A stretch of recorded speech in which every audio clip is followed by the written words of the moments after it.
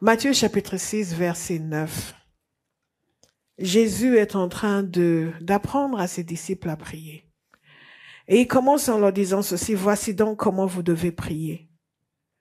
Notre Père qui est aux cieux, que ton nom soit sanctifié.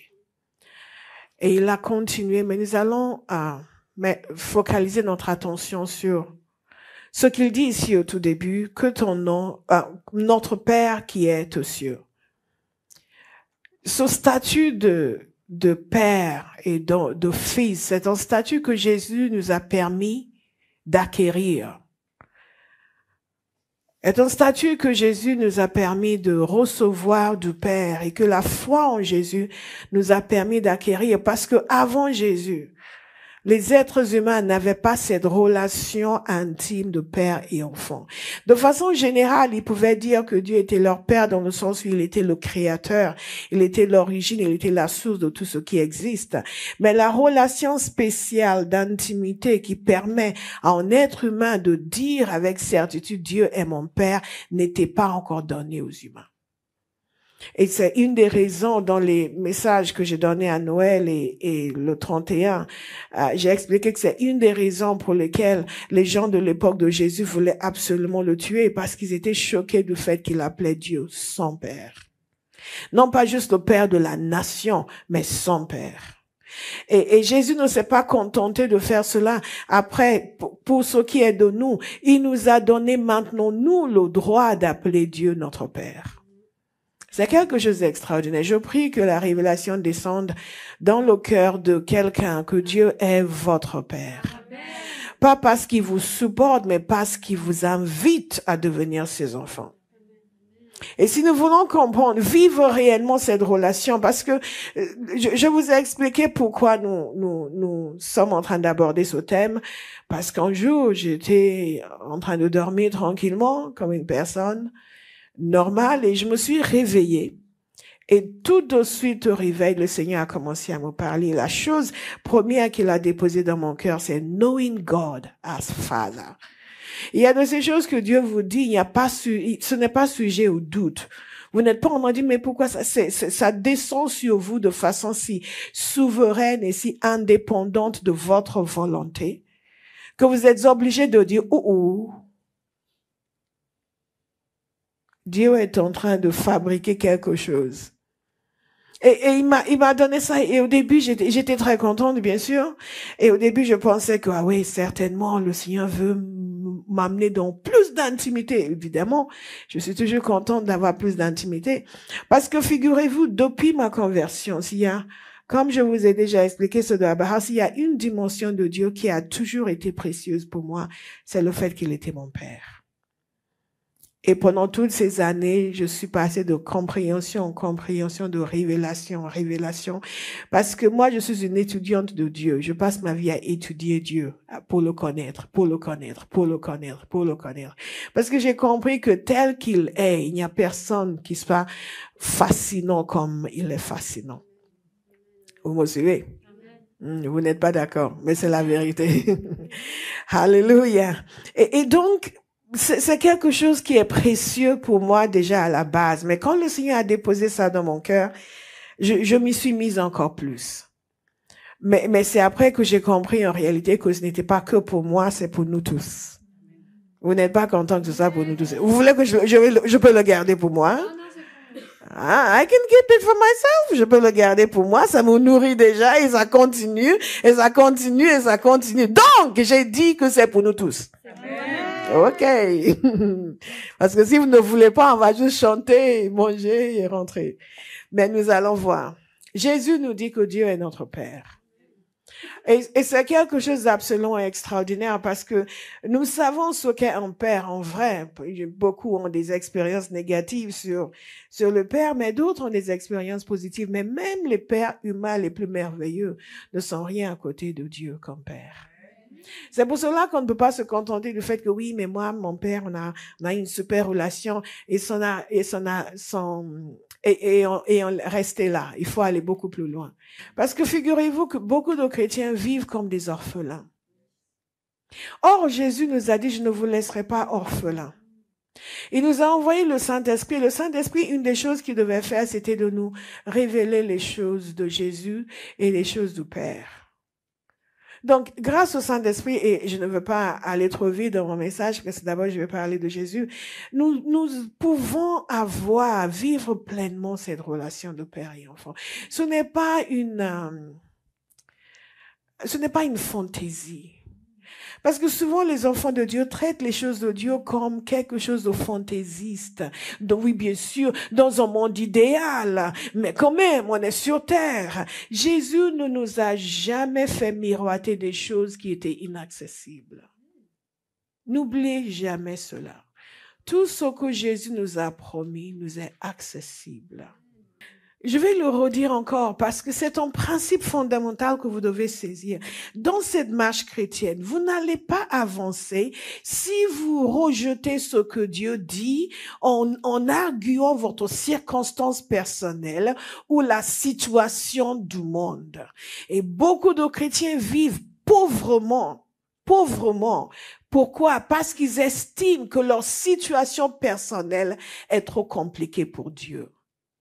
Parce qu'ils estiment qu'il y a toujours un facteur qui fait que ce que Dieu promet ne peut pas se réaliser.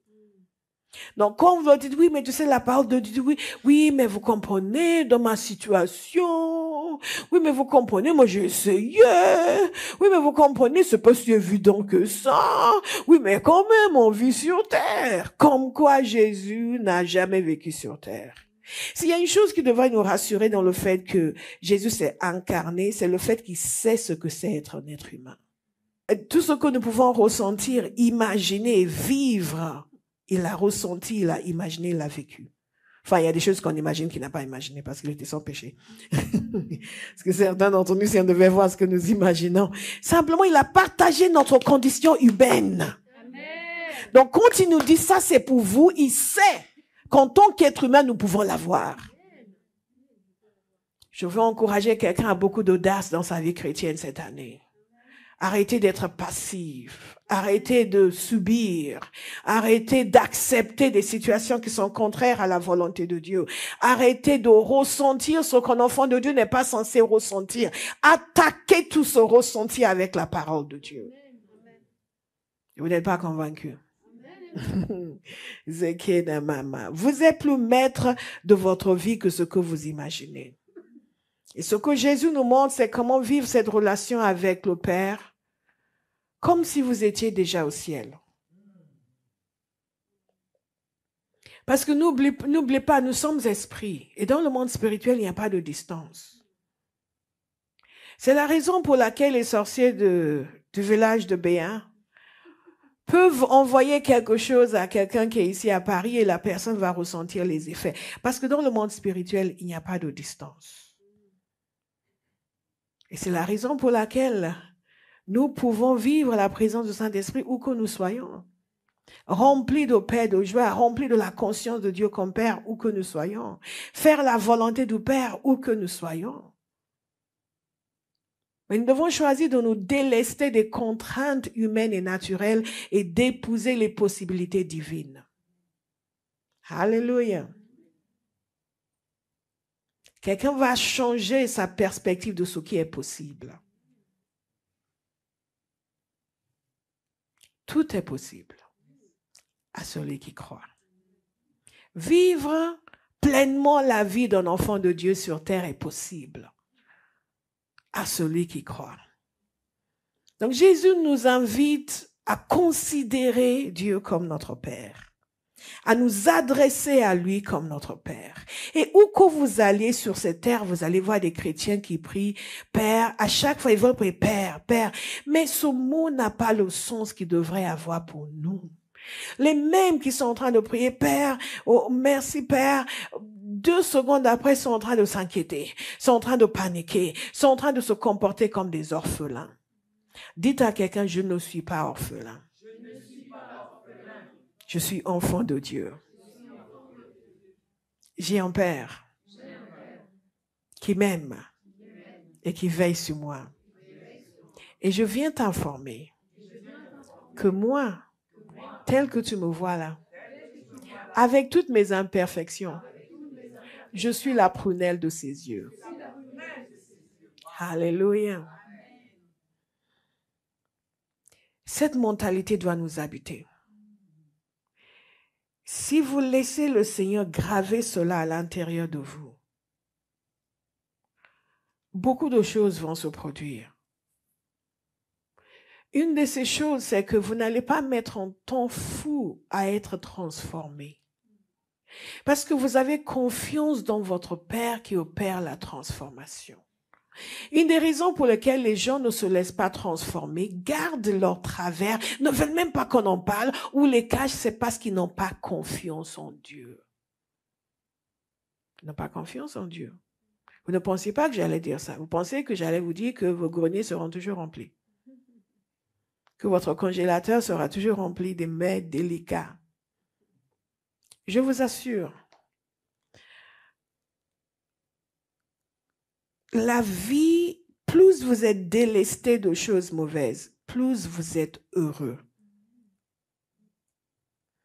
Plus vous avez confiance en Dieu, plus vous le laissez vous délester de choses mauvaises. Est-ce que vous me suivez? Nous n'avons rien à lui prouver, il est notre Père. Il sait déjà tout. Avant même que vous ne veniez dire, oui, je viens te dire, j'ai fait quelque chose de mauvais, il le savait déjà. Il a même vu quand vous l'avez prémédité. Il a vu quand vous l'avez cogité. Il a vu quand vous êtes organisé avec votre ami pour faire ça, pour dire, on va dire ça, on va faire ça. Et quand vous avez fini et que vous n'écoutiez pas du tout le Saint-Esprit et vous avez fini, vous avez dit, ah zut, qu'est-ce qu'on a fait? Et après, du ben, Seigneur, et certains disparaissent de l'église parce qu'ils n'osent pas avouer ce qu'ils ont fait, mais Dieu a vu tout. Il vous aime toujours. Il vous aime toujours. Il n'y a pas de facteur de sanctification plus puissant que de se savoir aimer de Dieu. Et ça, ce n'est même pas dans mon message, donc c'est certainement quelqu'un ici qui a besoin de l'entendre. J'ai déjà en train de changer mes messages. J'ai à peine commencé. Il y a des gens qui ont vraiment une ligne directe au ciel. Hein. Parfois, je dis quelque chose, mais pourquoi je dis ça? Quelqu'un vient me dire, ah, pasteur, avant de venir à l'église, je dis, Seigneur, il faut que tu me parles. Il y a ça, ça, c'est toi qui as changé mon message. Donc, je me retrouve à parler de quelque chose que je n'avais pas prévu. Et je dis, mais pourquoi on parle de ça? Bon, on sent l'onction, on y va. Quelqu'un dit, oui, vraiment, merci pour le message. Merci le Saint-Esprit. Moi, je n'avais pas prévu de dire ça. Et les gens vont, ligne directe au ciel pour influencer le message. Faites attention à vous. Hein. Laissez-moi finir mes points. Mais si nous voulons réellement vivre pleinement cette vie avec Dieu, vivre avec Dieu comme notre Père, nous devons commencer avec le commencement. Et je vais vous poser une question. Quel est le commencement?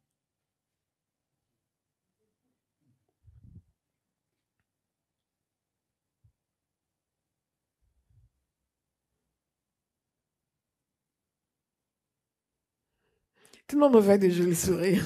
Vous savez, sourire, hein, c'est extraordinaire. Je me faire des photos. Fred n'est pas là, Fred travaille. Le commencement, c'est devenir son enfant. N'est-ce pas? C'est devenir son enfant. Je ne sais pas où vous en êtes aujourd'hui, si réellement vous êtes devenu enfant de Dieu, vous êtes venu à Jésus, parce que je vais vous dire ce qui se passe en réalité. Comment est-ce qu'on devient son enfant?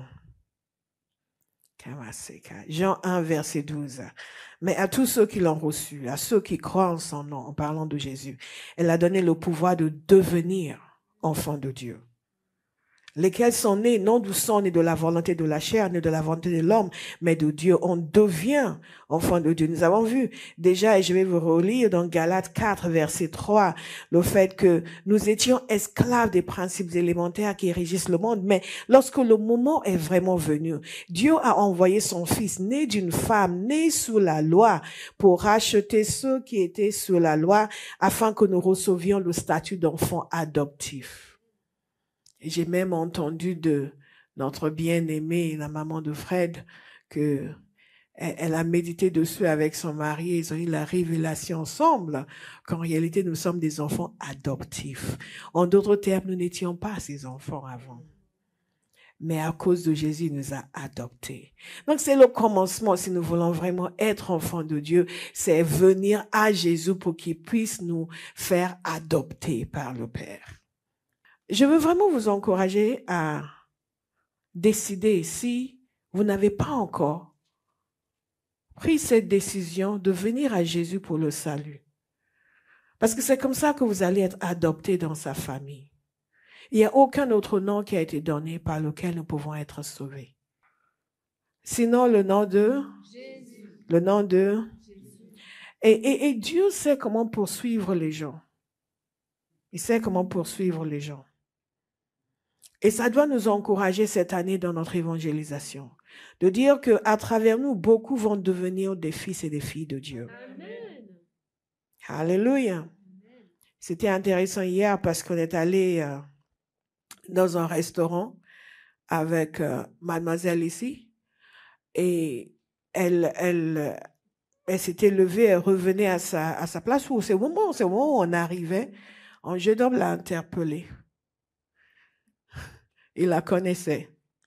J'étais sur le point de dire à ce jeune homme, il vous a parlé de Jésus, hein? Il vous a évangélisé.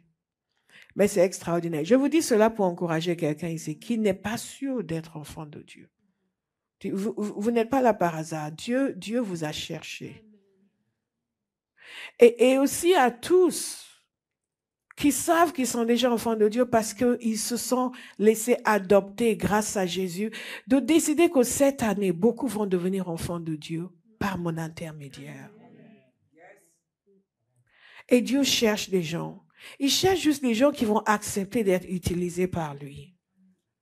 De telle sorte que la prochaine réunion que nous allons faire, nous n'aurons pas de place pour mettre les gens. Parce que chacun aurait décidé, je ne vais pas juste savourer le fait que je suis enfant de Dieu. Je vais aller chercher ceux qui ne le sont pas encore pour qu'ils puissent le devenir. Alléluia. Alléluia. Et Dieu poursuit. Il suffit qu'il trouve quelqu'un qui va accepter qu'il l'utilise. Donc, ils ont parlé entre eux, elle est venue s'asseoir et moi j'attendais avec impatience ce jeune homme parce que je voulais connaître l'histoire. Et quand finalement elle est arrivée, je dis, enfin, vous êtes là. J'attendais avec impatience que vous veniez. Alors, racontez-moi. Écoutez, elle se souvenait juste du fait que, elle a dû le voir 2 fois. Elle a évangélisé une fois, une autre fois, elle a prié pour une jeune femme. Elle a eu une parole de connaissance pour cette jeune femme qui s'est mise à pleurer. Et lui, il était là et il sortait, il lui a fait un geste du genre, vous encore. Mais en fait, c'est tout ce qu'elle savait. Mais ce jeune homme nous a dit qu'il la voyait partout. Je lui dis, vous savez, elle n'habite pas ici, c'est moi qui habite ici. Ah, donc c'est vous son pasteur. Ah, je pensais que c'était un homme. Non, c'est moi, elle n'habite pas ici. Il a dit qu'il la voyait partout. Elle pensait l'avoir vue 2 fois. Lui, il n'a pas arrêté de la voir. Il dit, il prend tel bus, il la voit. Il descend, il va prendre. Il dit, je prends aussi le 72 et elle est là. Et vous savez ce qui s'est passé? Après, il s'est mis à prendre des Uber. Pour ne pas la revoir. Parce qu'il s'est dit, il y a un truc, ça, c'est pas normal. Il y a un truc, c'est pas normal. C'est vous dire, et nous, on va là-bas et on tombe sur lui. Et Dieu lui a dit, même tes Uber ne vont pas te permettre de ne pas devenir mon enfant. Dieu cherche les gens. Il veut nous adopter. Il veut les adopter. Ne vous contentez jamais de juste prendre une révélation pour vous. Que cette révélation que vous avez vous motive à laisser Dieu toucher les autres à travers vous. Est-ce que vous me suivez? Et c'est comme ça que les révélations se multiplient en nous. Ce que vous recevez juste pour vous ne va pas rester longtemps. Parce que dans ce royaume, on moissonne et on sème. On moissonne et on sème et on moissonne. Tu me dis, il y a un truc qui va pas. On sème et on moissonne. Tout ce que Dieu donne doit nous nourrir et ensuite doit nourrir quelqu'un à travers nous. Vous me suivez? Et ce jeune homme, Dieu a mis la main sur lui. Il s'est mis à prendre des Uber pour ne pas la voir. Entre-temps, elle se souvenait même pas de lui. Vous me suivez? Elle se souvenait qu'elle lui avait annoncé l'évangile, mais pas qu'il la voyait autant que ça. Autant que ça. Un jeune homme agréable, mais ce qui va vous choquer, c'est ceci. Il nous a dit, ma mère, elle est comme vous. À fond dans les choses de Dieu. Je lui ai dit, votre mère prie pour vous. Et Dieu écoute sa prière. Alléluia. Est-ce que vous allez laisser Dieu vous utiliser pour être la réponse à la prière de quelqu'un?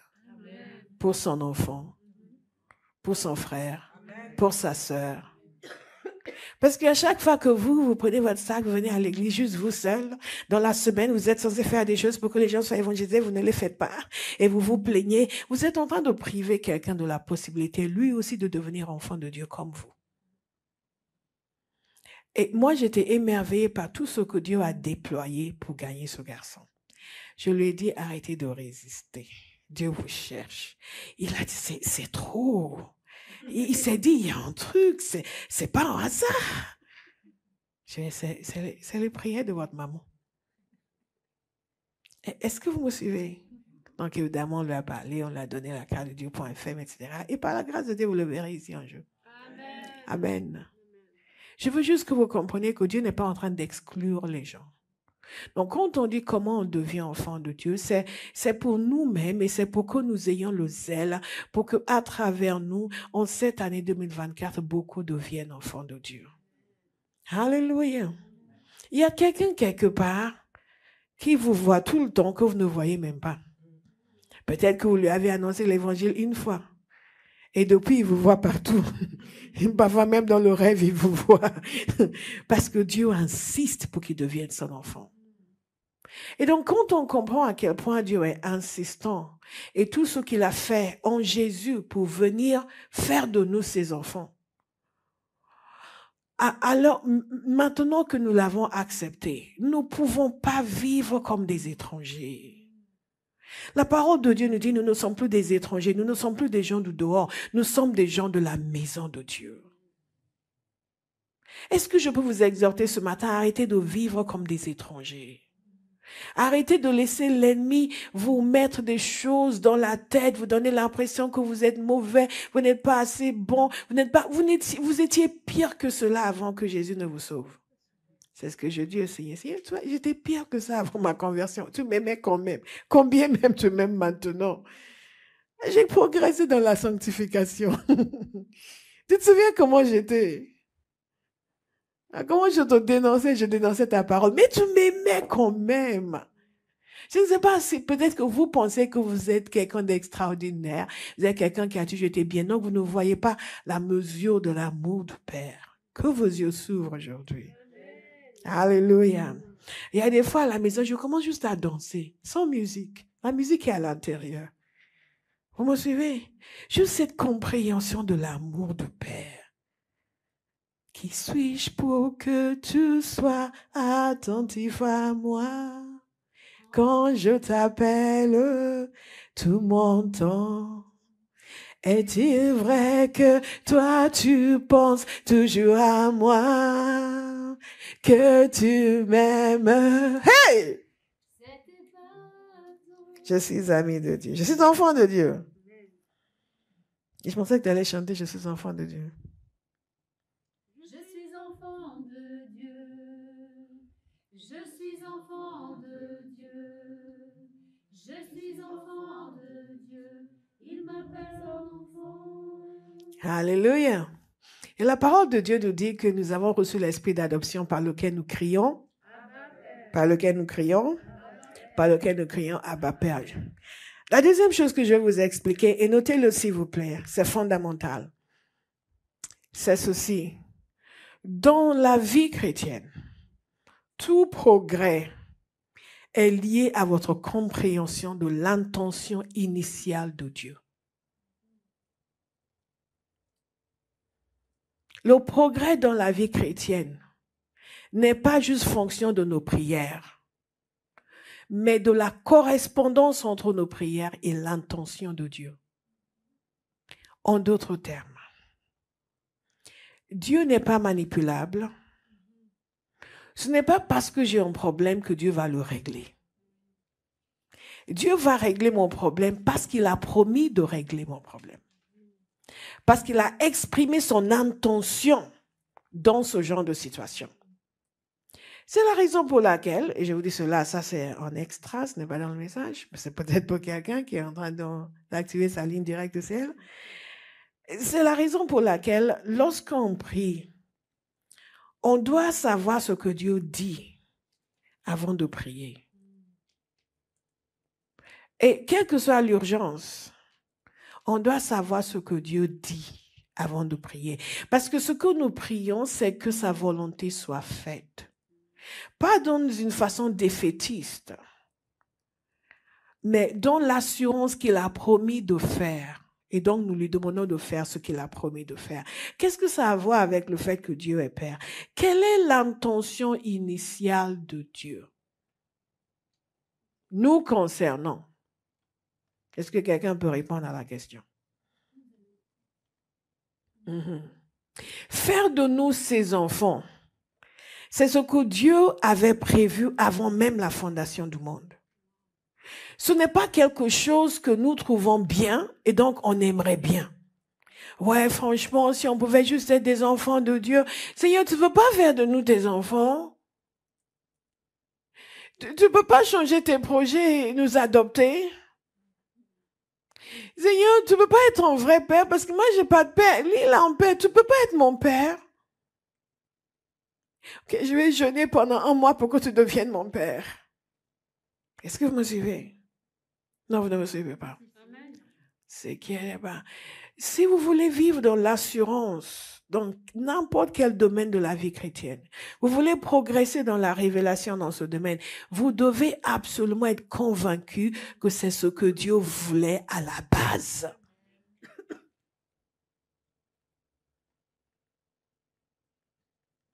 Come out!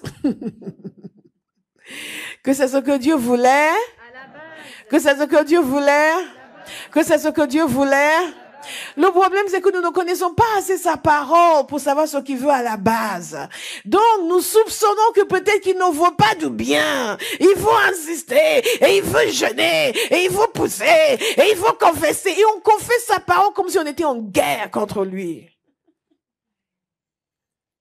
Nous sommes en guerre, mais pas contre lui. Est-ce que vous me suivez? Donc, regardez avec moi dans Éphésiens chapitre 1. Nous allons voir ce qu'il voulait à la base.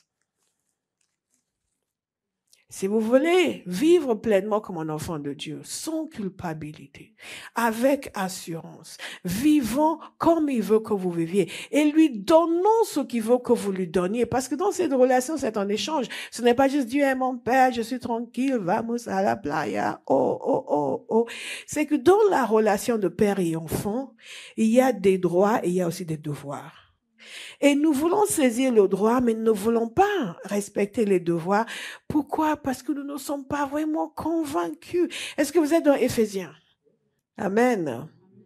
Donc, nous voyons écrit ici noir sur blanc que Dieu nous a, dans son amour, et avant la création du monde, il nous a choisis. Avant la création du monde.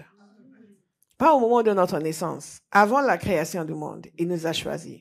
Non seulement ça, qu'avant la création du monde, dans son amour, il nous a prédestinés à être ses enfants adoptifs par Jésus-Christ. Alléluia. Et j'aime beaucoup le passage, la partie qui suit. C'est ce qu'il a voulu. Dites, c'est ce qu'il a voulu. C'est ce qu'il a voulu. Dieu a voulu que nous soyons ses enfants.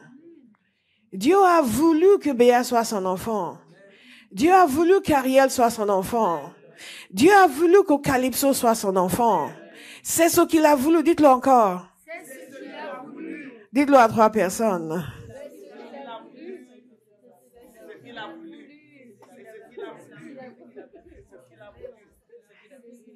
C'est ce qu'il a voulu. Il a voulu que Sister Kay soit son enfant. C'est ce qu'il a voulu. Disons-le encore. C'est ce qu'il a voulu. Ce n'est pas ce que nous lui demandons.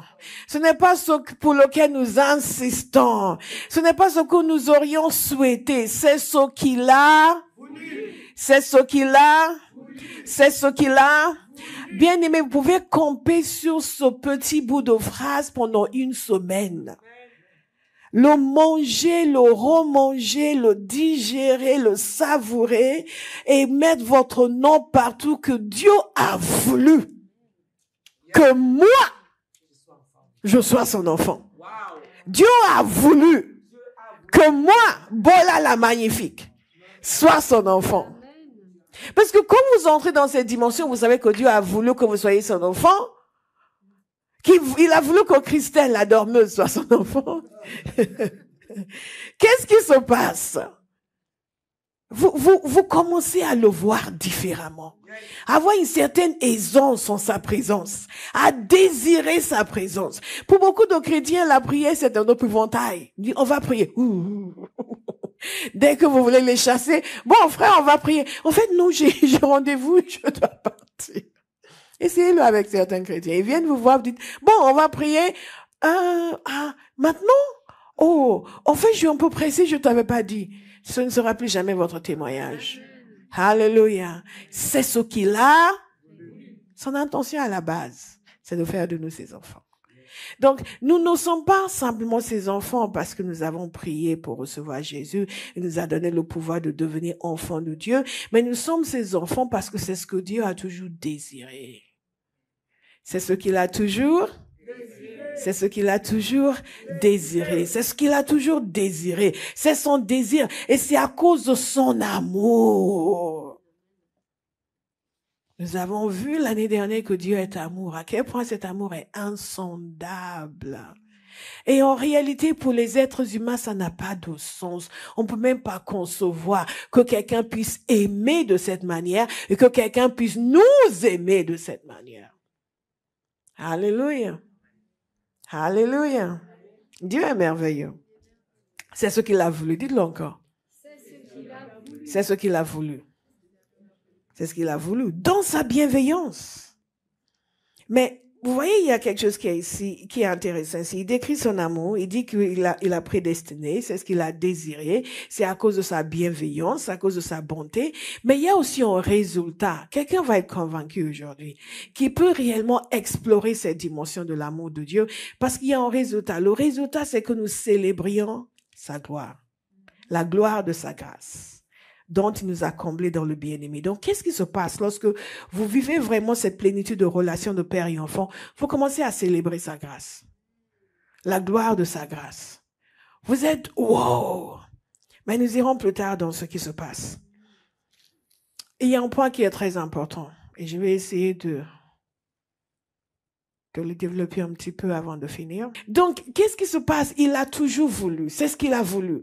Et il y a une fin, il y a une destination. Dieu gagne quelque chose, entre guillemets, parce qu'en réalité, parce qu'il se suffit à lui-même, il ne gagne rien.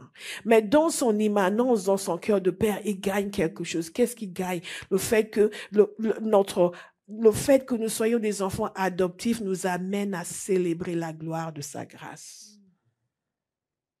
C'est ce qui fait que je vous disais que parfois, toute seule à la maison, je suis en train de danser. Parce que la révélation que je suis née de Dieu. Dieu est mon Père. Et on célèbre la gloire de sa grâce. Cette année, vous allez célébrer la gloire de sa grâce. Amen. Alléluia. Alléluia. Laissez-vous convaincre de l'intention initiale de Dieu. Méditez dessus. Relisez ce passage. C'est ce qu'il a toujours voulu. C'est ce qu'il a toujours voulu. Toujours voulu faire de Merci son enfant. C'est ce qu'il a voulu. Avant même qu'elle nous naisse, c'est ce qu'il a voulu. Personnaliser cela.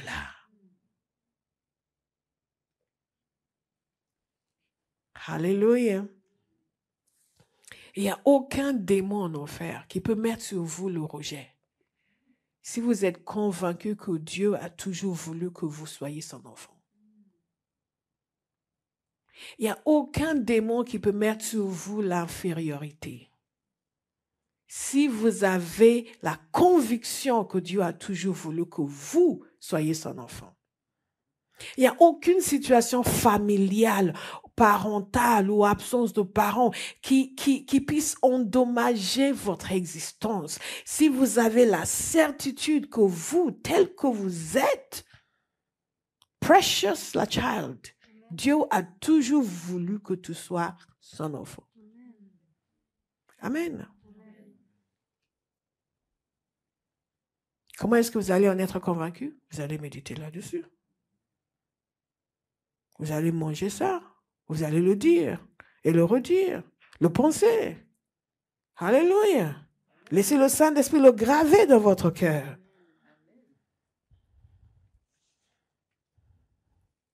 Et les parents, ne dites jamais à vos enfants des choses du genre, oui, ouais, si ta mère avait été là, si ton père avait été là, que la mère soit là, que le père soit là, ou pas. Le vrai père est là. Vous me suivez? Il est là. Il va combler tout ce qu'il y a comme vide. Regardez avec moi dans Matthieu, chapitre 11, verset 27. Je vais demander à quelqu'un d'autre de regarder Jean, chapitre 1, verset 18. Matthieu 11, verset 27. Jean, chapitre 1, verset 18. Je vous ai donné 2 points. Le 3e point. Est-ce qu'il y a quelqu'un qui est prêt à faire le travail nécessaire pour entrer pleinement dans cette relation, vivre pleinement cette relation? Parce que vous êtes déjà rentré dans la relation, mais pour la plupart, nous ne la vivons pas. Nous ne la vivons pas. Vivre pleinement cette relation. Il y a quelque chose à faire. Au-delà de votre temps ici, il y a une dimension de révélation qui sera déversée aujourd'hui, mais il y a quelque chose à faire par la suite. Et moi, je vais la faire. Moi, je vais la faire. Je vais faire la chose que je dois faire. Alléluia. Donc, nous constatons ici que personne ne connaît le Père, si ce n'est le Fils. Et celui à qui le Fils veut le révéler. J'ai fait connaître ton nom aux hommes que tu m'as donnés du milieu du monde. Ils étaient à toi et tu me les as donnés et ils ont gardé ta parole. Donc Jésus, s'adressant au Père, dit, j'ai fait connaître ton nom aux hommes que tu m'as donnés. Et quand vous étudiez, vous dites, c'est quoi ce nom de Dieu qu'il a fait connaître aux gens qu'il lui a donné? Son nom de Père. Alléluia. Son nom de Père. Et que jusque-là, il n'était pas connu réellement comme le Père. Et c'est grâce à Jésus que la révélation du Père a été donnée. Et c'est lui qui nous révèle Dieu comme le Père. Donc aujourd'hui, quelqu'un va dire, Seigneur Jésus, révèle-moi le Père.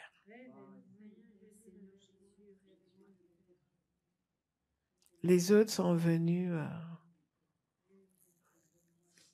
révèle-moi, révèle-moi, révèle-moi, révèle-moi, révèle-moi, révèle-moi, révèle-moi.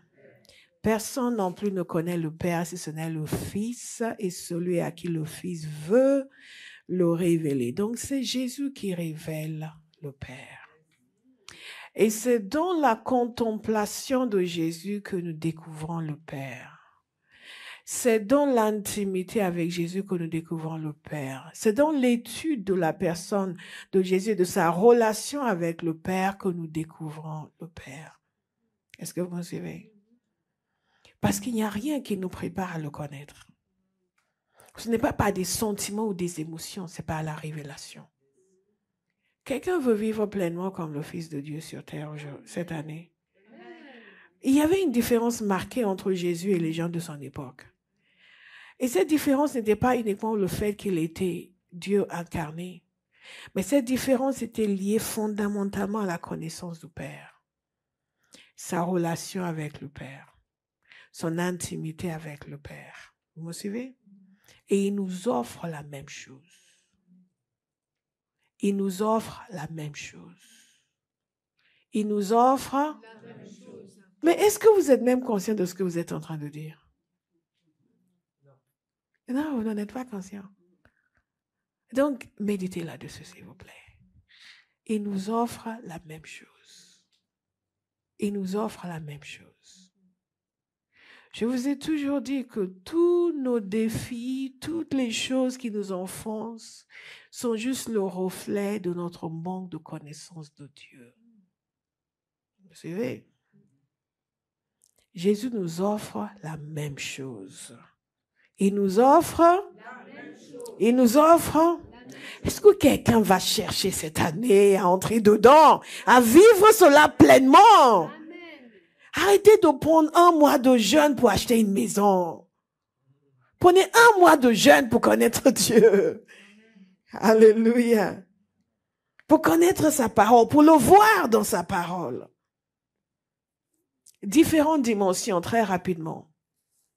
Si le Seigneur permet, je reviendrai dessus à un autre moment pour mieux expliquer comment est-ce que par Jésus nous pouvons connaître le Père.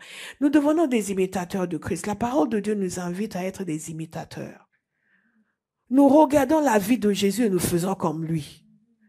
Nous regardons comment il parlait au Père et nous parlons comme lui. Évidemment, vous n'allez pas dire « je suis le pain de la vie ». Je suis le pain descendu du ciel, celui qui mange ma chair et qui boit mon sang. Non. Alléluia. Après, les gens vont dire, oui, mais on nous a dit de parler comme Jésus. Nous allons limiter dans l'amour. Notez cela, s'il vous plaît. Parce qu'il y a un certain nombre de choses que la parole de Dieu nous dit. Écoutez ceci. Et vous devez choisir de les croire. Parce que Jésus nous a tout rendu accessible. Qu'est-ce que la parole de Dieu nous dit? Jésus dit ceci. Écoutez attentivement. Jean 17. Jésus dit ceci. Il dit quelque chose, il dit, afin qu'il soit parfaitement un, et qu'ainsi le monde reconnaisse que tu m'as envoyé et que tu les as aimés comme tu m'as aimé. Si vous allez vraiment vivre votre héritage d'enfant de Dieu, vous devez être persuadé que Dieu vous aime autant qu'il aime Jésus. C'est pour cela que j'ai demandé si vous allez faire le travail. Parce que ce n'est pas juste vous allez l'entendre se dire, ah c'est bon. Non, vous allez méditer dessus. Vous allez dire, Saint-Esprit, c'est extraordinaire. Comment ça? Et le Père même, comme il a aimé Jésus. Vous ne pouvez pas avoir conscience de cela et passer votre vie à être malheureux. Oui, mais il y a des gens qui me parlent pas. Il y a des gens qui m'aiment pas. Oui, mais je n'aime pas dans cette église, il n'y a pas d'amour. Ça fait 3 fois que j'y vais, il n'y a que 3 personnes qui m'ont dit bonjour. Peut-être la 4e fois, une 4e personne va me dire bonjour. Et vous entendez les chrétiens lamenter sur des choses futiles et ridicules. Et vous voyez que ça, c'est une personne qui ne sait pas à quel point elle est aimée de Dieu. Dites, le Père m'aime. Comme il aime Jésus. Dites-le à quelqu'un. Le Père m'aime comme il aime Jésus. Est-ce que quelqu'un comprend ce que je suis en train de dire? Parce qu'en regardant vos têtes, vous êtes tellement... C'est énorme.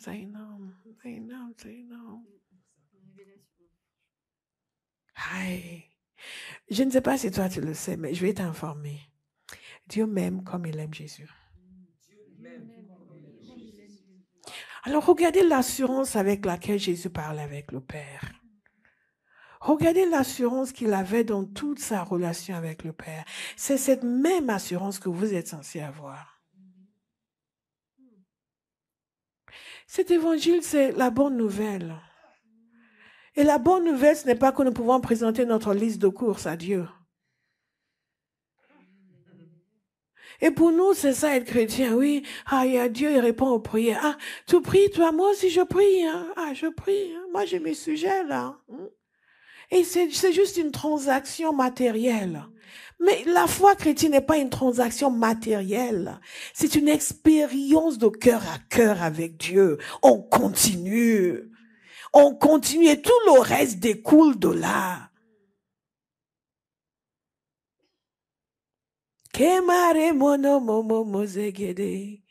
C'est pour ça que Jésus a dit chercher premièrement le royaume de Dieu et sa justice et tout le reste, tout le reste vous sera ajouté. Alléluia. Faites de Dieu votre ambition. Je l'ai dit le 1er janvier 2023. Quelques personnes ont écouté. Je veux croire que plus de personnes vont écouter cette année. Que tu les as aimés comme tu m'as aimé. Hi, it's too powerful. My God.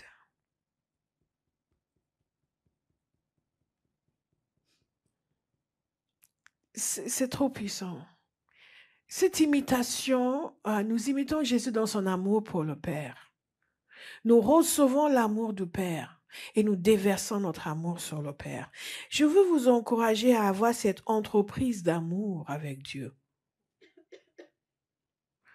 Que chaque jour, avant de dire, Seigneur, je te dois dire, Seigneur, je t'aime.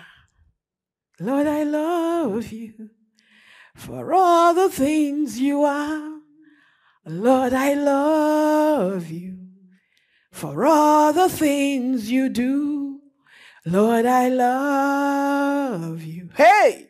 Help me love you more with all my heart, with all my soul, with all my strength.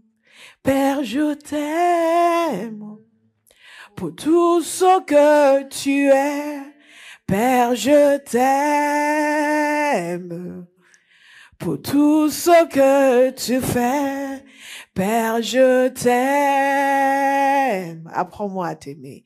Apprends-moi à t'aimer de tout mon cœur, de toute mon âme, de toutes mes forces. Imitez Jésus dans son amour pour le Père. Non seulement dans l'amour que nous recevons de lui, mais dans l'amour que nous lui donnons. Quand on parle d'une relation de père et enfant, il y a la partie qui est de Dieu, il y a la partie qui est de nous. Nous ne sommes pas des individus passifs qui sommes là. Où est cet amour de Dieu? Je ne le sens pas. Hein? Où est cet amour? Il est censé m'aimer, non? Vous croyez à son amour, vous lui offrez le vôtre. Vous voulez vivre pleinement comme enfant de Dieu? Et en échange. Et en échange. Et en échange. Mais d'abord, nous croyons en son amour. Moi, je crois en son amour. Moi, je crois en son amour.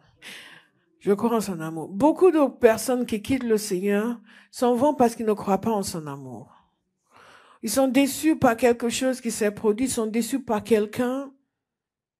Aujourd'hui, on entend souvent des histoires sur telle personne qui semble être un serviteur de Dieu a fait telle chose immonde. Des gens, c'est comme ça, c'est quoi cette foi? Moi, j'ai perdu ma foi. Je suis toujours étonnée quand les gens disent qu'ils ont perdu leur foi. Tu avais foi en qui?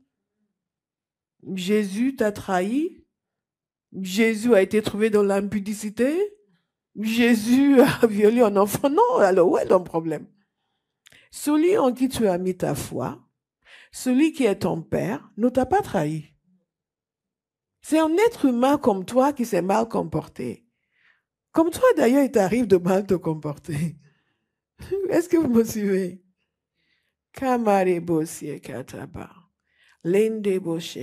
Dites, je connais mon père. Je lui resterai fidèle toute ma vie.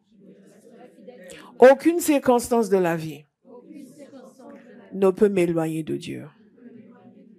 Parce que mon père est parfait et ne peut jamais me décevoir. Au nom de Jésus. Prenez la décision. Quand vous connaissez Dieu comme votre Père, vous êtes installé, enraciné en lui. Qu'il pleuve, qu'il neige, que tous les bishops et les archbishops de la terre tombent. Quand vous découvrez des choses immondes sur les gens en qui vous aviez confiance, vous ne serez pas ébranlés. Vous savez pourquoi? Parce que ce n'est pas eux qui sont votre Père. Celui qui est votre Père, vous avez une interaction quotidienne avec lui. Il n'est pas tombé de son trône parce que le bishop est tombé. Alléluia. La réputation de Dieu n'est en rien entamée par la bêtise de ses enfants. Après tout, vous en avez fait des bêtises. La réputation de Dieu est restée intacte. Donc, tel individu aussi fait ses bêtises, la réputation de Dieu reste intacte. Donc, quand vous entendez les gens dire, oui, moi j'allais à l'église, je me suis éloignée parce qu'il y a trop de choses, vous leur dites, excuse me, c'est l'église qui t'a sauvé. Vous allez rester dans la maison de Dieu. Amen. Cette année 2024, rien ne va vous éloigner. Amen. Vous ne serez pas déçus. Vous ne serez pas exaspérés au point de lui tourner le dos. Amen. Personne sur cette terre n'a le droit de vous faire perdre votre foi. Amen. Et n'a la capacité. Si vous perdez votre foi à cause de quelqu'un, c'est que cette foi n'était pas au bon endroit. Ou ça n'existait pas avant, ou vous n'avez pas développé votre relation de père et enfant. Hallelujah. Hallelujah. Thank you, Jesus. Thank you, Jesus. Dis, je ne vais jamais m'éloigner de mon Père. Je vais rester en communion avec mon Père. Jésus est notre modèle. Jésus est notre exemple. Et Jésus est resté en communion avec le Père. Jésus, je vais vous donner aussi 2 points et ensuite nous allons prier. Jésus, dans sa relation avec le Père, nous montre comment nous devons connaître Dieu comme Père et vivre avec Dieu comme Père. Dans Romains 8, verset 28, il nous a dit ceci. Du reste, nous savons que tout contribue au bien de ceux qui aiment Dieu, de ceux qui sont appelés conformément à son plan. En effet, ceux qu'il a connus d'avance, il les a aussi prédestinés à devenir conformes à l'image de son Fils, afin que celui-ci soit le premier-né d'un grand nombre de frères. Vous comprenez ce que ça veut dire? Ça veut dire que nous-là, qu'il avait prédestinés, quand vous vous souvenez, il nous a prédestinés à être adoptés. Et que donc, nous-là, il nous a aussi prédestinés à devenir exactement comme Jésus. Alléluia. Le jour viendra. Vous allez venir ici. Vous allez penser que c'est Jésus qui est là. Et après, vous allez vous rendre compte que c'est moi. Alléluia. Tellement je vais être conforme à Jésus. La parole de Dieu nous dit que ce que le Père veut, c'est que Jésus est le Fils de Dieu. Mais nous sommes nés de nouveau. Nous commençons à devenir comme Jésus. Amen. Alléluia. Pas comme votre amie qui va à l'église, mais dès qu'elle rentre à la maison, prend le téléphone pour commencer à déchiqueter Calypso. Non, arrêtez d'imiter les gens qui ne ressemblent pas à Jésus. Parce que la parole de Dieu nous dit que nous sommes censés devenir conformes à l'image de son Fils, afin que celui-ci soit le premier-né d'un grand nombre de frères. Vous avez compris? Que donc, nous aussi, nous soyons des enfants de Dieu, et que nous commencions à ressembler à Jésus. Donc, dans sa relation avec le Père, nous lui ressemblons. Dans son amour pour le Père, nous lui ressemblons. Dans son attitude envers le Père, nous lui ressemblons. Comment donc est-ce que nous vivons pleinement cette relation de Père et enfant? Nous allons voir comment Jésus le faisait. Et Jésus va nous révéler le Père. Alléluia. Jésus va nous révéler le Père. Je vois que vous n'êtes pas enthousiaste parce que vous pensez que j'allais dire, comment est-ce que nous allons vivre pleinement cela? Pasteur Bola va vous zapper. Vous allez vous avancer, je vais vous mettre la main dessus et c'est fini, vous n'avez plus rien à faire. Vous allez recevoir toute la révélation de Dieu comme Père et votre vie va être un long fleuve tranquille. Si quelqu'un vous dit ça et vous ment, ça n'existe pas. Il y a une percée que nous recevons. Il y a un coup de pouce en avant que nous recevons. Mais tout ce que nous recevons doit être alimenté, doit être développé. Est-ce que vous me suivez? Alimenté et développé. Vous êtes déjà en train de recevoir un dépôt cet après-midi. Vous n'allez pas partir d'ici comme vous êtes venu. Vous allez partir d'ici avec une dimension de révélation de Dieu que vous n'aviez pas avant de venir. Vous allez partir d'ici avec une conscience d'être aimé de Dieu que vous n'aviez pas avant de venir. Vous allez partir d'ici avec la conscience que vous allez ressembler à Jésus, le premier-né de beaucoup de frères. Hey! Hey! Hey! Hey! Hey! Le premier-né de beaucoup de frères. Et donc j'ai vocation à lui ressembler. J'ai vocation à avoir une relation intime avec le Père comme il m'a montré quand il était sur la terre. Parce qu'il est venu sur la terre comme un être humain pour montrer aux êtres humains comment ils sont censés être avec Dieu. Amen. Donc, je vais méditer les évangiles différemment et je vais observer Jésus, observer sa manière de parler avec le Père. Et moi aussi, je vais parler avec le Père de la même façon. Je vais observer son assurance vis-à-vis du Père et je vais développer la même assurance. Je vais observer son amour pour le Père et je vais développer le même amour. Je vais observer sa relation. Je vais observer ses paroles, la manière dont tout en étant Dieu, il dépendait totalement du Père et il l'écoutait et il disait ce qu'il disait. Il l'observait et il faisait ce qu'il faisait. Nous pensons savoir. Nous ne voulons rien écouter. Le Saint-Esprit nous dit, oh non, mais Seigneur, moi je pense, moi je crois que... Vous imaginez quand Jésus était sur terre, que le Père lui dise, bon, tu vas faire ça. Ah non, non, non, non, non. Ah non, non, tu te rends pas compte. On est en Galilée. Non, en Galilée, faut se prendre autrement. Dieu t'es au ciel, et moi je suis sur la terre maintenant. Hein. Donc, laisse-moi décider de la meilleure manière de faire ça. Et nous, on fait ça avec Dieu. Mais Jésus, il était totalement soumis au Père. Il a fait tout ce que le Père voulait, comme le Père le voulait.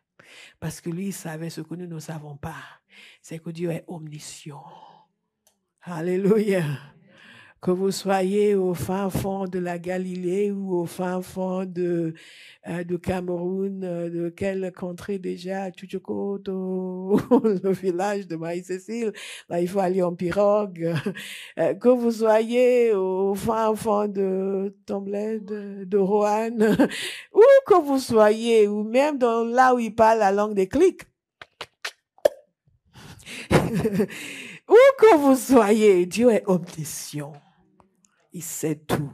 Et Jésus nous a modelé une vie entièrement soumise au Père.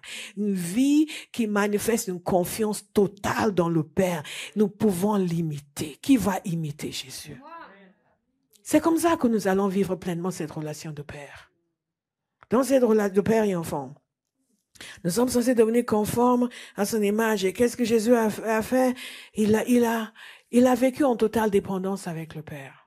Vous voulez vraiment vivre pleinement votre relation de père et enfant avec le Père, commencez à vivre en totale dépendance. Commencez à lui dire non seulement votre amour, mais votre soumission. Commencez à lui dire votre dépendance. Commencez à lui dire, tu peux mettre en moi ce que tu veux, tu peux me dire ce que tu veux, tu peux me demander ce que tu veux. Ne dites pas, oui, mais je veux pas dire ça parce qu'il va me demander des choses. Non, non, non, non, faites-lui confiance. Nous n'avons pas assez confiance. Donc, le de lui dire, Seigneur, fais comme tu veux dire, Seigneur, bon, fais, mais demande-moi d'abord. Hein. Moi, je dis, Seigneur, je te donne carte blanche. Fais ce que tu veux et parle-moi, change-moi à l'intérieur pour que je sois pleinement en accord avec toi.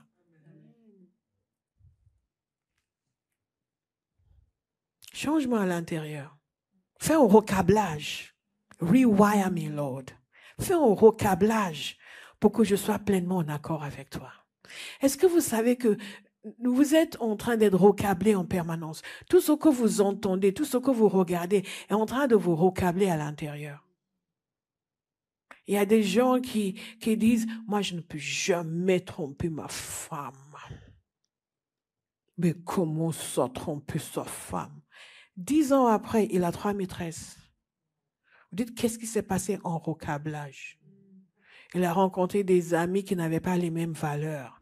Il a sympathisé ou la famille de sa femme lui a fait des entourloups. Puis là, finalement, ces gens-là ne sont pas des gens bien. Même toi, leur fille, tu es comme eux. Et quelque où il a gagné beaucoup d'argent, tout d'un coup, il a commencé à s'y croire. Mais il y a eu un recablage qui a modifié ses valeurs et ses actions. Nous devons laisser Dieu nous recabler. Et à chaque fois que vous méditez sa parole, il y a un recablage qui se fait. Et Seigneur, ne me demande pas mon avis. Donne-moi des instructions. Et change-moi à l'intérieur pour que je sois totalement en accord avec toi. Est-ce que vous me suivez? Pourquoi? Parce que Jésus nous a montré l'exemple. Cette relation de père et enfant, c'est une relation où Jésus, Jean 8, je regarde l'heure, Jean 8, verset 28, quand vous aurez élevé le Fils de l'homme, alors vous reconnaîtrez que moi je suis et je ne fais rien de moi-même. Est-ce qu'il y a l'un d'entre nous qui peut dire ça aujourd'hui? Nous ne savons rien, mais nous faisons tout de nous-mêmes. Et après, nous demandons au Père de venir bénir. Et quand il ne bénit pas, je dis, Seigneur, quand il va en faire un jeûne pour le manipuler. Je ne fais rien de moi-même, mais que je dis ce que mon Père m'a enseigné. Je prie que ce soit votre témoignage en 2024. Je prie que vous ayez ce cœur-là et ce cri-là, et que vous vous appliquiez à vous laisser enseigner par le Père, à vous laisser enseigner par sa parole, à décider que vos paroles vont refléter ses paroles. J'étais frappée tout à l'heure quand, je pense que c'était Ariel et Béa, qui parlaient de différentes situations où elle se rendait compte qu'elle disait les paroles qu'elle avait entendues dans le message. La parole de Dieu qui a été prêchée est devenue réalité pour elle. Et dans ces situations-là, c'est ce qu'elle disait. Dieu avait déjà déposé sa parole pour les préparer à cette éventualité. Et quand l'éventualité s'est présentée, elles ont libéré la parole de Dieu. Et c'est comme ça que nous sommes censés être. Nous ne sommes pas censés essayer d'inventer quelque chose que personne n'a jamais entendu. Dieu a donné sa parole doit devenir notre parole. Vous me suivez? C'est comme ça qu'on vit cette relation de père et enfant. Cette relation de père et enfant, ce n'est pas je demande à Dieu ce que je veux et moi je fais comme je veux. Vous savez que c'est comme dans certains mariages. Son argent c'est pour lui et elle, ça passe pas en français mais en anglais. Her money is for, his money is for him and her money is for her. Son argent à lui c'est pour lui et elle, son argent à elle c'est pour elle. Vous me suivez? Nous sommes comme ça dans notre relation avec Dieu. Est-ce que vous suivez? Dans notre relation avec Dieu, c'est, il me donne ce que je veux. Tout ce qu'il me faut, il me donne, et moi, je fais comme je veux. Quant à savoir ce que lui veut, c'est pas mon problème. Ce n'est pas comme ça. En enfant, vive pleinement cette relation de père et enfant. Regardez ce que Jésus a fait. Tout en étant Dieu, il n'est pas venu sur terre pour dire maintenant, je fais ce que je veux. C'est ma vie. On est en démocratie. Personne ne me dit quoi faire. Quand j'entends les chrétiens dire ça, j'ai de la peine pour eux. Parce qu'il y a toujours quelqu'un qui vous dit quoi faire. Toujours. Parfois, c'est votre voisin rétrograde. Il y a toujours quelqu'un qui vous dit quoi faire. Mais Jésus a dit, je fais ce qu'il m'enseigne. Dites avec moi, cette année, je vais faire ce que Dieu m'enseigne. Je vais dire ce que Dieu m'enseigne. Donc, nous revenons à l'intention de base. L'intention de base de Dieu, c'est de faire de nous ses enfants. Son intention de base, c'est de nous éduquer. Son intention de base, c'est qu'en tant que son enfant, nous lui écoutions et que nous disions ce qu'il dit et nous fassions ce qu'il fait. Ça, c'est être enfant de Dieu. Ce n'est pas juste le fait de porter le titre et donc pour le reste, électron libre, je ne fais qu'à ma tête. Est-ce que vous savez ce que c'est dans une famille quand il y a un enfant qui est rebelle, qui n'en fait qu'à sa tête, il y a un enfant qui est attentif, qui écoute les parents, qui suit les conseils et qui brille, qui excelle. Vous pensez qu'il y a une différence entre les enfants? Il y a une différence dans la perception des parents? Il y a une différence dans l'expérience quotidienne des enfants? C'est comme ça dans le royaume de Dieu. Et l'enfant là me regarde et dit, moi je suis un enfant modèle. Demandez à ma mère. Qu'il en soit ainsi pour nous tous vis-à-vis du Seigneur. Amen. Et Jésus dit, celui qui m'a envoyé est avec moi, il ne m'a pas laissé seul. Écoutez attentivement. Il ne m'a pas laissé seul parce que je fais toujours ce qui lui est agréable. Pas parce que je suis Dieu, mais parce que je fais toujours ce qui lui est agréable. Quelqu'un va faire ce qui est agréable au Père cette année. C'est ça être enfant de Dieu. Ce n'est pas, je reçois le statut, mais je fais comme j'ai envie de faire. Non, je reçois le statut et je reste proche. Je reste connecté. Dites, reste connecté. Reste connecté. Reste connecté. Reste connecté. Je reste connecté. Connecté, indissociable, collé. Alléluia. Quand je commençais à grandir dans ces choses, je disais au Seigneur en anglais, Lord, you're stuck with me. You're stuck with me. À chaque fois, j'ai de l'espoir. You're stuck with me. Ça veut dire littéralement, je suis collé à toi, tu ne peux pas te débarrasser de moi. Vous me suivez? Il n'y a pas de lien de séparation entre nous. Je suis collé pour toujours. Tu ne peux pas te débarrasser de moi. Lord, you're stuck with me. Où que tu regardes, je serai là. Si c'est le temps de prier, je serai là. Tu vas pas dire, mais elle est où cette enfant? Je serai là. Si c'est pour la parole, je serai là. Où que je dois être à chaque instant, je serai là. Si c'est pour t'adorer, je serai là. Et le temps qu'il faut, je serai là. Lord, you are stuck with me. Quelqu'un va prendre cette décision. C'est ça être enfant de Dieu. Ce n'est pas venir avec une liste de courses. Et dans cette relation-là, my God, Dieu se fait sentir. Kameremane bozege de bosaka. Hey ya ya ya ya ya ya ya. Hey ya manie bozeke alena mosteke de. Cette vie chrétienne, c'est une vie. Est-ce que vous comprenez? C'est une vie. Ce n'est pas juste une doctrine. C'est une vie. Il y a une vie réelle, une vie surnaturelle, une vie spirituelle, une vie, dites une vie. Nous devons reconnecter avec cette vie de Dieu. Ce n'est pas juste j'ai cru en certain nombre de choses, maintenant je suis chrétien. Oui, j'ai cru en certain nombre de choses, mais je reçois une vie. Et elle se manifeste. La vie de Dieu. Dites la vie de Dieu. La vie de Dieu. La vie de Dieu. La vie de Dieu. L'imitation de Jésus dans l'amour, dans la relation, dans les paroles, dans les actions. Il suivait le Père. C'est ça être un enfant. C'est ça être un enfant. C'est ça être un enfant. C'est ça être un enfant. J'aime écouter Dieu. Quand j'étais petite, j'aimais écouter les adultes. J'aimais beaucoup écouter mon père. J'aimais tout ce qu'il disait. J'étais là. So daddy, toujours en train de poser des questions. Et quand il discutait avec les adultes, je venais m'asseoir. Et vous savez, en Afrique, les enfants ne viennent pas s'asseoir quand les adultes parlent. Ça a changé maintenant dans cette génération, mais dans ma génération, ah non, non, non. Les adultes sont en train de parler et un enfant vient s'asseoir là. On va te regarder d'abord. Complet. Mais moi, c'était connu de tous. J'avais le droit. Parce que je voulais écouter. Quand vous écoutez les adultes, vous gagnez en sagesse. Ça m'a préparé pour écouter le Seigneur. Enfant de Dieu, on l'écoute. Parce que ce que nous disons, c'est ce qu'il dit. Tu comprends?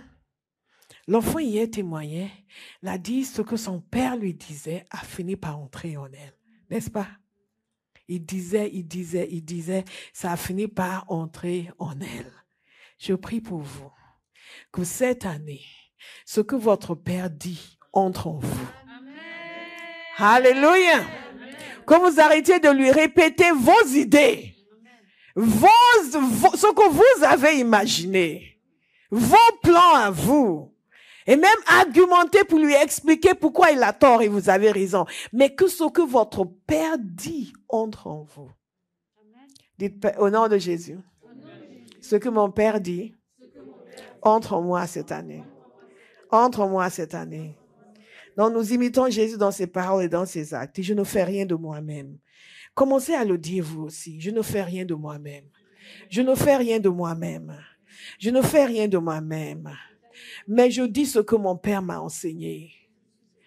Dites-le avec assurance. Je ne fais rien de moi-même. Je ne fais rien de moi-même. Mais je dis ce que mon Père m'a enseigné. Notez ces versets et dites-les, méditez-les, vous serez étonnés. Dieu va commencer à vous parler. Vous allez commencer à percevoir sa voix. Il y a des gens, mais je veux que le Seigneur me parle. Oui, tu veux que le Seigneur te parle parce que tu as un problème avec ta maison et tu veux savoir ce que tu dois faire. Mais pour le reste du temps, tu n'as rien à cirer de ce que Dieu pense. Donc ça va changer, n'est-ce pas? Alléluia. Alléluia. Ce que le Père dit va entrer en quelqu'un. Cette année, cette année, cette année, cette année, cette année, cette année, cette année, cette année au nom de Jésus.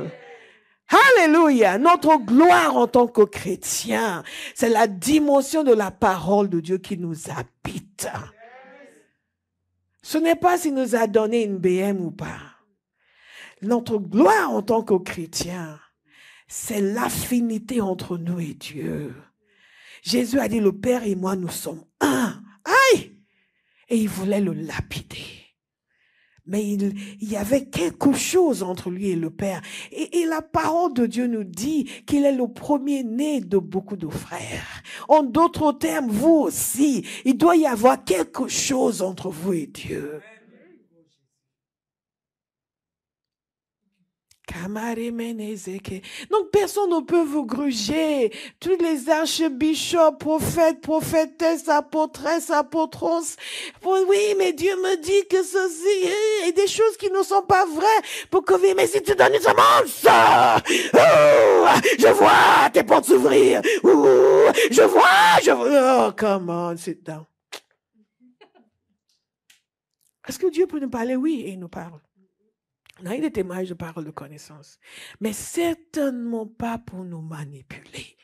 Et on a peur. Oui, mais si je le fais pas, il y a des gens qui sont inféodés à certains serviteurs depuis des années.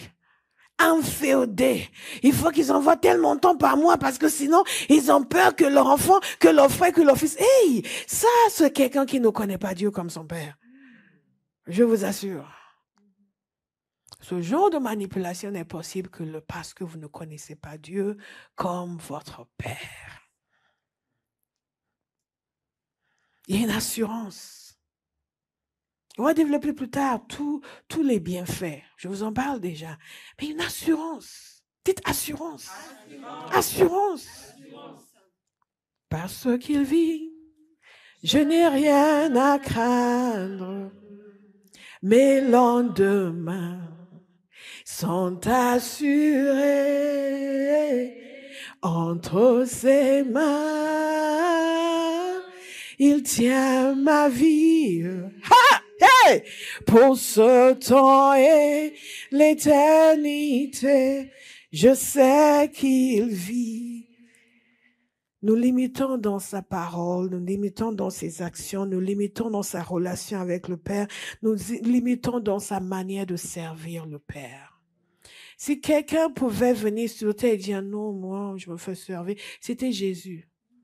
Mais regardez ce que Jésus a dit. Quand on a vu les choses que Jésus a dit sur lui-même, une des choses qu'il a dit sur lui-même, c'est que son Père était à l'œuvre et lui aussi, il était à l'œuvre. Donc vous tous, vous êtes au repos, mais moi je travaille. Et pourquoi est-ce que je travaille? Parce que mon Père travaille encore. Que ce soit votre témoignage cette année. Que ne vous mettiez pas au repos pendant que le Père travaille. Ou pendant que le Père veut que vous travailliez. La question à se poser à chaque fois, quand on sert le Seigneur, c'est qu'est-ce que le Père veut que je fasse? Est-ce que ça plaît à Dieu que je laisse cette œuvre de côté? Pas est-ce que c'est facile pour moi ou est-ce que c'est difficile. La question de la facilité ou de la difficulté ne s'oppose même pas. La seule chose qui compte, c'est la question du plaisir du Père. Papa, qu'est-ce que tu veux? Et je vous assure, quand on a le cœur de Jésus, Jésus pouvait lui aussi dire, non, je ne guéris personne là, c'est le sabbat, je prends du repos. Mais il a dit non, mon Père travaille et moi aussi je travaille. Que cette année 2024, pendant que le Père travaille, vous aussi, vous travaillez. Amen. Mon Père travaille, moi aussi je travaille. Mon Père travaille, moi aussi je travaille. Et vous savez, Dieu ne cherche pas à nous faire des petites choses. Il y a un serviteur de Dieu que j'aime beaucoup, il a présenté son projet pour l'année au Seigneur. Le Seigneur lui a dit, OK. Tu ne m'as rien donné à faire là. Il dit, mais et le Seigneur lui a dit, tous tes projets sont basés sur ce que tu as réussi à faire l'année dernière et l'argent que tu as reçu l'année dernière. Donc, tu as préparé un truc qui ne demande aucune foi, qui ne demande pas mon intervention particulière. Il a dit, c'est comme ça? Il a pris son truc, il a échangé, il a mis des choses extraordinairement grandes. Le Seigneur a dit, OK. Avant la fin de l'année, tout était accompli. Mon Père travaille. Moi aussi, je travaille. Mon Père travaille. Moi aussi, je travaille. Il ne s'agit pas de juste faire des plans et ne rien faire pour y arriver. Parce qu'on a ça aussi, les gens vont faire, oui, Dieu est grand. Ils vont faire plein, oui, on va faire ça, on va faire ça, on va faire ça. Mais ils ne vont pas mettre en place ce qu'il faut pour y arriver. Que ce soit au niveau de l'action, au niveau de la parole, au niveau de la prière. Mais il y a une dimension de Dieu que nous ne vivons que lorsque nous acceptons des choses grandes. Dites des choses grandes. Mon père travaille. Moi aussi, je travaille. Mon père travaille. Moi aussi, je travaille. C'est dans tout ça que nous vivons pleinement la relation de père et enfant. Ce n'est pas uniquement en présentant une liste de courses à Dieu. Et c'est là où nous allons lui dire, tu es mon père. Tu es mon père. Père, au nom de Jésus. Ah, Père. Agis par ta puissance. Je suis ton enfant, papa. Je suis ton enfant, papa. Tu vas me laisser souffrir comme ça, papa. Ah, papa. Père, papa. Agis, papa. Père, agis. Et on dit papa 20 fois dans 2 phrases. Pour souligner le fait que tu es le père, hein, tu joues ton rôle. Non, ça c'est du cinéma. Arrêtons de faire du cinéma. Adoptons les principes de Dieu. Alléluia. Cette petite va rentrer avec son père tout à l'heure. Quand elle va rentrer, elle va pas juste arriver, mettre ses pieds sur le canapé. Papa, la journée a été longue. Un petit thé, s'il te plaît. C'est ce que tu fais? Elle fait, non. Non. La réaction est immédiate. Non. C'est toi qui fais le thé à papa, n'est-ce pas? Donc, quelqu'un va faire le thé à papa cette année. Quelqu'un va servir le Seigneur cette année, au lieu de toujours chercher à se faire servir par le Seigneur. C'est ça notre problème. Nous voulons constamment nous faire servir par Dieu. Et nous ne voulons pas le servir. Nous allons dire, Seigneur, ça a été glorieux. Donc cette année, Père, il faut que tu fasses ça, et que tu fasses ça, et que tu fasses ça. D'autres t'aiment, papa, le thé. Et demain matin, oh, je t'aime, Seigneur. Donc, Père, il faut que tu fasses ça. Nous sortons notre liste de courses. Papa, le gâteau. Et quand tu rentres de l'école, papa, mon sac. Dépose dans ma chambre. C'est comme ça que nous sommes avec Dieu. Vous suivez? Je ne vais même pas lui demander si elle fait ça. C'est non! Que ce soit votre réaction aussi cette année. Si l'on devait insinuer le fait que vous ne faites que vous faire servir par le Seigneur, qui va le servir cette année? Qui va le servir cette année? Qui va le servir cette année? C'est parce que nous sommes ses enfants que nous le servons. Nous ne le servons pas comme ses esclaves, mais comme ses enfants. Parce que Jésus, le premier-né de beaucoup de frères, nous a donné l'exemple. Mon père travaille, moi aussi, je travaille.